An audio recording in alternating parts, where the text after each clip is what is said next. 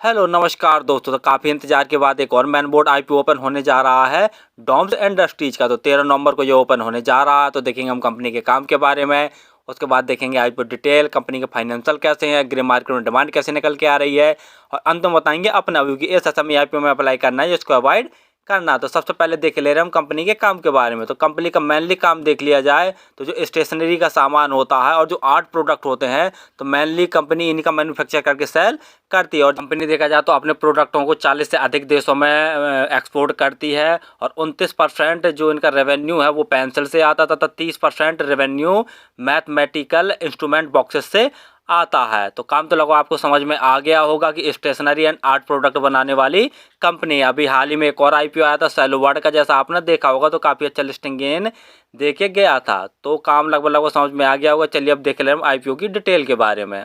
IPO 13 दिसंबर को open होने जा रहा है और 15 दिसंबर तक यह ओपन रहेगा। प्राइस बैंड देखे ले रहे हैं तो 750 रुपये से 790 रुपये पर शेयर का प्राइस बैंड रखा गया है।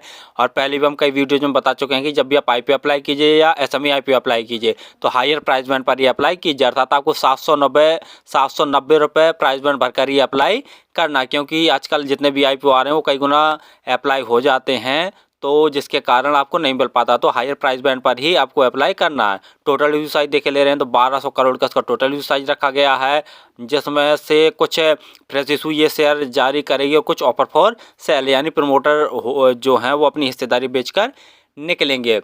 अलॉटमेंट देखे ले रहे हैं 18 दिसंबर को इसका अलॉटमेंट है और रात तक आपको पता चल जाएगा। यदि 18 तारीख की शाम तक पता नहीं चलता तो 19 तारीख की मॉर्निंग तक वेट कर लीजिए, तो आपको अलॉटमेंट पता चल जाएगा। और जो क्रेडिट डेबिट संबंधी मैसेज हो तो उनसे ही पता चल जाता है। यदि आपके अकाउंट में पैसे आपके वापस आ जाएंगे, क्रेडिट हो जाएंगे, तो समझ लीजिए कि आपका आईपीओ अलॉट नहीं हुआ है।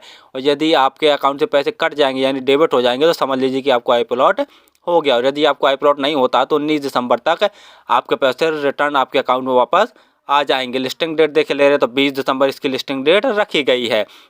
रिजर्वेशन में देखे ले रहे हैं क्यूआईबी के लिए 75% का रिजर्वेशन है। रिटेल भाइयों के लिए बहुत कम रिजर्वेशन रखा गया, जो कहीं ना कहीं बहुत निगेटिव पॉइंट वाली बात है। सिर्फ 10% जैसा रिजर्वेशन है। और एचएनआई कैटेगरी में जो अगर अप्लाई करना चाहेंगे तो उनके लिए 15% का रिजर्वेशन रखा गया है। यहाँ रिटेल भाइयों के लिए बहुत कम रिजर्वेशन है। और रिटेल कैटेगरी में यदि आप एक लॉट अप्लाई करेंगे तो उसके लिए आपको 14,220 रुपये खर्च करने पड़ेंगे। और रिटेल कैटेगरी में मैक्सिमम आप 14 लॉट अप्लाई कर सकते हैं। और यदि आप स्मॉल एचएनआई कैटेगरी में अप्लाई करना चाहते हैं तो कम से कम आपको 15 लॉट अप्लाई करने पड़ेंगे और उसके लिए आपको 2,13,300 रुपये खर्च करने पड़ेंगे।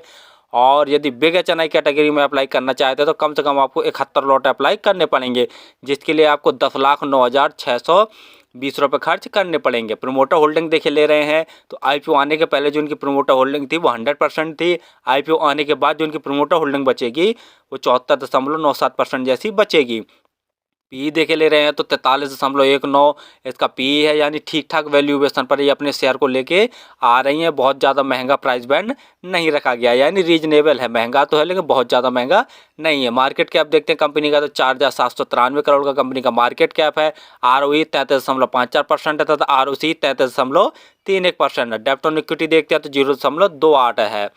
फाइनेंशियल देखे ले रहे हैं, लेकिन फाइनेंशियल देखने से पहले आप हमारे चैनल को तो सब्सक्राइब कर लें ताकि आपको समय पर शेयर मार्केट संबंधी जानकारी, आईपीओ संबंधी जानकारी तथा एसएमई आईपीओ संबंधी जानकारी मिलती रहे।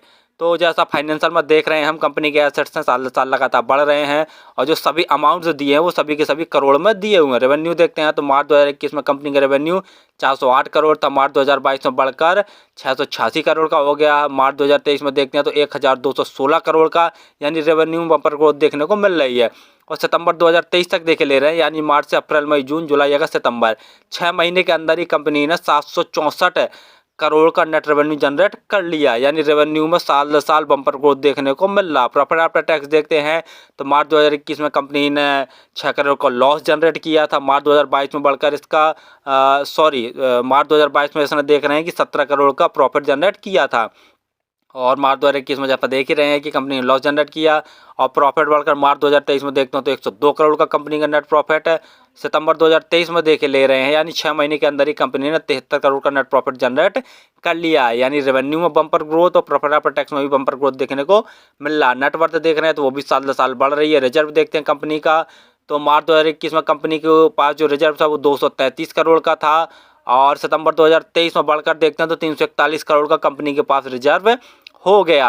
टोटल बोरिंग देखते हैं तो मार्च 2021 में जो बोरिंग थी 97 करोड़ की बोरिंग थी। सितंबर 2023 में बोरिंग देखते हैं तो 176 करोड़ की टोटल बोरिंग हो गई है। यानी अपने ये बोरिंग को जब भी चाहेंगे अपने रिजर्व से चुका सकती है, क्योंकि कंपनी के पास रिजर्व काफ़ी ज़्यादा है। जीएमपी ग्रे मार्केट प्रीमियम देखे ले रहे हैं तो 483 रुपये पर शेयर की ग्रे मार्केट में डिमांड निकल के आ रही है और 18 शेयरों का एक लॉट है। तो 483 गुणा 18 करके देखते हैं तो 8,694 रुपये जैसा प्रॉफिट एक लॉट में दिखा रहा। परसेंटेज वाइज देखा जाए तो लगभग 61 या 62% जैसा प्रॉफिट निकल के आ रहा है। फाइनली हमने देखा कि जो कंपनी का काम है स्टेशनरी एंड आर्ट प्रोडक्ट बनाने का कंपनी का काम है, और मैंने इसका रेवेन्यू पेंसिल और जो मैथमेटिकल इंस्ट्रूमेंट बॉक्सेस होते हैं मेनली रेवेन्यू उसका यहाँ से आता है। तो कंपनी का काम तो लगभग समझ में आ गया होगा। दूसरा देखे ले जो फाइनेंशियल है, फाइनेंशियल कंपनी का बहुत दमदार है। साल साल इसके टोटल रेवेन्यू में ग्रोथ देखने को मिल रहा है, प्रॉफिट आफ्टर टैक्स में भी काफ़ी अच्छा ग्रोथ देखने को मिल रहा है। तीसरा पॉइंट देखे ले रहे हैं कि कंपनी की जीएमपी बहुत बढ़िया है और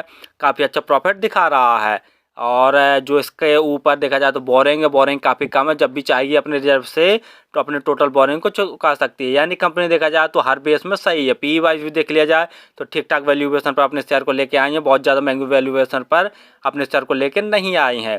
तो फिलहाल तो मैं इस IPO में अप्लाई करूँगा और एक लॉट HNI कैटेगरी में भी अप्लाई करूँगा। और आप किसी भी IPO SME IPO में अप्लाई करें तो एक बार स्वयं का एनालिसिस करके और स्वयं के रिस्क पर ही किया करें। धन्यवाद।